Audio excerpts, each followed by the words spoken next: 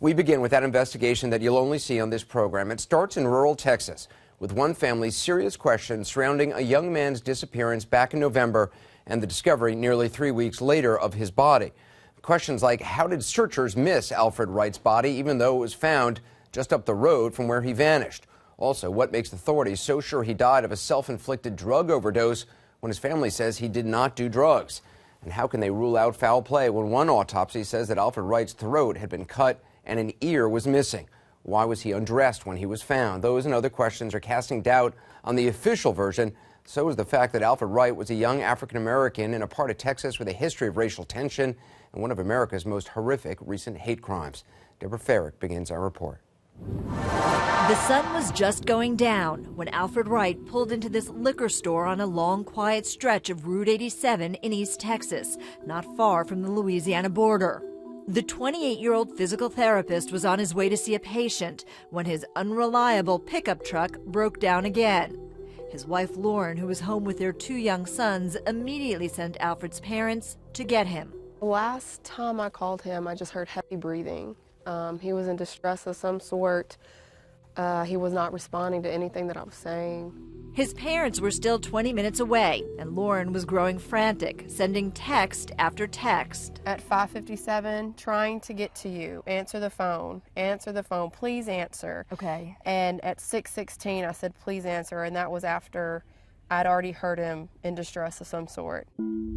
When his parents got to the store, they saw Alfred's truck, but no sign of Alfred, only the clerk behind the counter. I went and asked her if she saw a clean-cut young black guy in scrubs. She told me that, yes, I saw him out on his cell phone by his truck. And all of a sudden, he put his cell phone in his sock, took off running like the truck was going to blow up. The clerk did not want to be interviewed on camera by CNN, but told us he left of his own free will, a phrase she repeated several times. Did he have anything to be afraid of? No. Did he have any enemies? Not that I know of. Alfred Wright grew up in Jasper and played college football. A musical family, his dad is a pastor and middle school gym teacher. His mom raised 5 children, including the youngest, Savion, who tried out for American Idol. It's been a long time coming. His family says Alfred always seemed happy. Alfred was a man of great faith.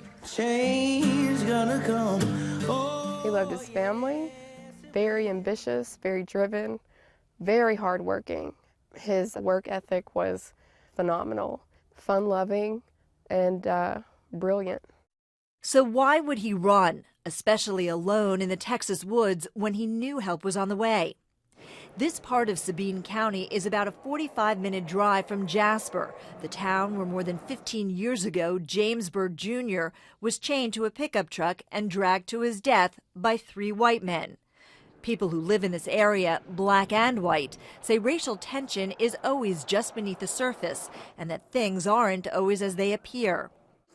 Which is why when Alfred's watch and items of clothing turned up on a ranch near the liquor store where he was last seen, his family raced there to try to find him. His wife was the first to spot a piece of blue cloth, the same color as the medical scrubs Alfred was wearing the last time she saw him. It was a perfectly rectangular piece of fabric hanging from the barbed wire fence, and it was as if it was just cut perfectly. Did it look like it had been put there, that it had been ripped off there? What did it look like? It definitely didn't look like it had been ripped off. For more than 3 days, sheriff's deputies searched the property where the belongings were discovered. The family's lawyer, Ryan McLeod, says the sheriff's department told him specially trained dogs lost Alfred's scent near a creek. If Alfred's body was there, it is incredible. It's actually unimaginable to me that dogs would not have found his body.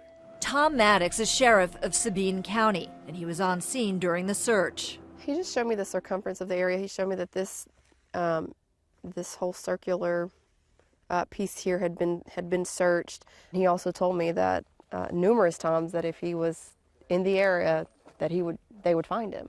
The sheriff's daughter and Alfred Wright were apparently friendly and knew each other through their healthcare jobs.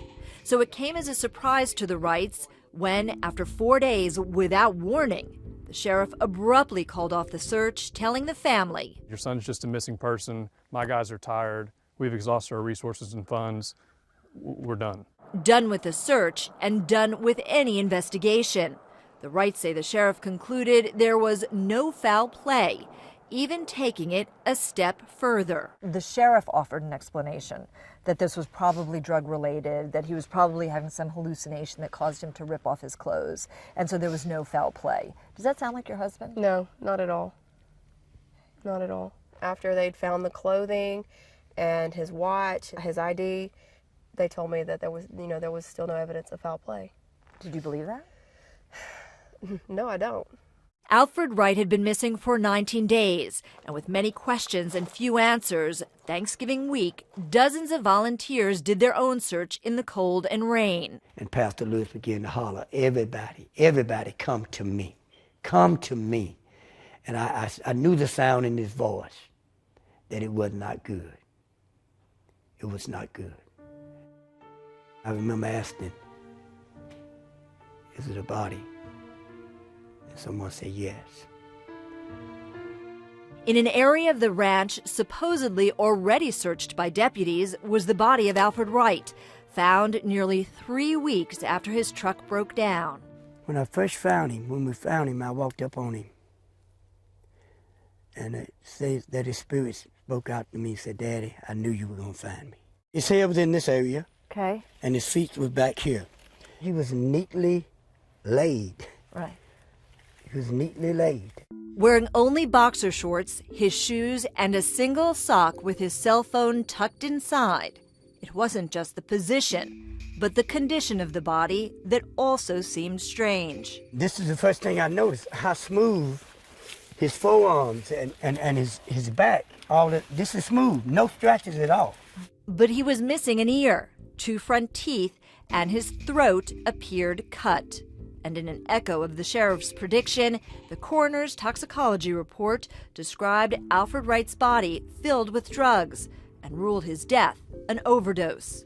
The family had never seen Alfred take drugs. They don't believe the report, and they don't believe that drugs explain the condition of Alfred's body.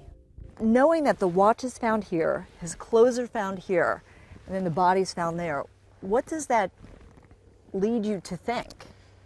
It leads me to believe that there's a crime scene somewhere, and that timing is of the utmost importance.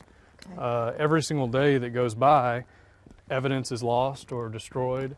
Based on what you know, what do you think happened to Alfred Wright? I think he was murdered. I really don't have a doubt. My question now, just like the family, is who did it?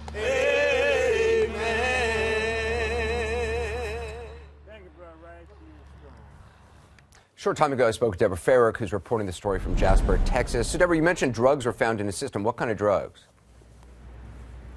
The coroner found a combination of 3 different drugs, cocaine, meth, and also amphetamines, and concluded that the death was accidental and that it was caused by drug intoxication, Anderson.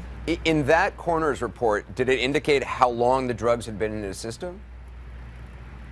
No, it did not, and that's a very big question that the family wants answered. They want to know whether, in fact, those drugs entered Alfred Wright's system during his disappearance, and that's a big part of the investigation that the family wants answered. Has the family done their own autopsy? The family hired an independent pathologist to look into this, and their pathologist reached a very different conclusion than the official autopsy, which found that the death was accidental. In fact, their pathologist said that it appeared Alfred's death was caused by severe trauma to the neck and to the head area, and that included what appeared to be some sort of a cut, a gash across his neck, Anderson. So, I mean, was it that the gash across his neck, what did the first autopsy find about that differed from what the second autopsy said? Well, the first autopsy made no mention of any sort of a slash or gash across his neck, but you look at some of the autopsy photos and it is very clear that there's a very straight line that has been cut. The lawyers looked at the picture, the pathologists looked at the picture. The official autopsy said that whatever damage there was to the body was actually caused by animal activity. But we spoke to a couple of people who live out here. They say if that body had been out in those woods for any length of time, that in fact the buzzards lizards, the crows, and other animals would have completely chewed it away to the bone. And that's not the amount of decomposition or animal activity that was actually on the body when the body was found. So what has the local law enforcement said about, why they stopped the search, about these discrepancies? Have they made comment? What are they doing about it? Well, we spoke to the sheriff, and you'll see that in our piece tomorrow. We spoke to the sheriff, and the sheriff essentially said he had handed the investigation over to the Texas Rangers. Now, he did hand the investigation over, but only a month after the body was found. He would not answer our questions as to why he called off the search after just 4 days. He would not even answer our question as to why he felt there was no foul play involved in this. But the Texas Rangers have taken over this case, and they have called in the FBI to assist. The Texas Rangers, they say that this death is questionable, and they're looking at the autopsy, Anderson, as simply one part of a much larger investigation.